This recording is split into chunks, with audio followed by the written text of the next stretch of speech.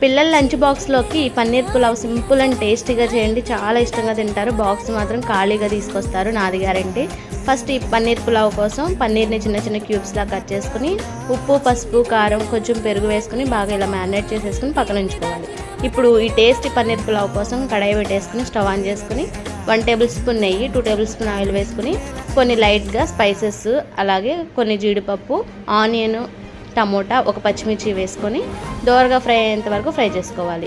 ఇవి కాస్త మగ్గినాక ఇందులోకి 1 టేబుల్ స్పూన్ అల్లం వెల్లుల్లి పేస్ట్ కూడా వేసుకుని అల్లం వెల్లుల్లి పేస్ట్లో నుంచి పచ్చిదనం పోయేంత వరకు కూడా మనం కలుపుకోవాలి.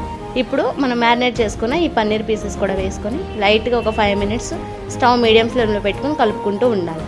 ముందుగా ఒక అరగంట సేపు నానబెట్టిన బాస్మతి రైస్ని అయితే వేసేసుకోవాలి. నేను 1 గ్లాస్ రైస్ని అయితే ప్రిపేర్ చేస్తున్నాను. 1 గ్లాస్కి 1.5 గ్లాస్ వాటర్ వేస్తే చక్కగా ఉడికిపోతుందండి రైస్. ఇప్పుడే మనం టేస్ట్కి తగ్గట్టు సాల్ట్ కూడా వేసుకుని కొంచెం అంటే కొంచెం గరం మసాలా ఉంటే వేసుకోండి. ఇక మూత పెట్టేసి స్టవ్ మీడియం ఫ్లేమ్లో ఒక 10 మినిట్స్ పెట్టుకుంటే చక్కగా చూసారా పన్నీర్ పులావ్ అయితే సింపుల్గా రెడీ అయిపోయింది. సో మార్నింగ్ ఎటువంటి హడావిడి లేకుండా మీరు ట్రై చేసేయండి. అలాగే లైక్ చేసి కామెంట్ చేయండి.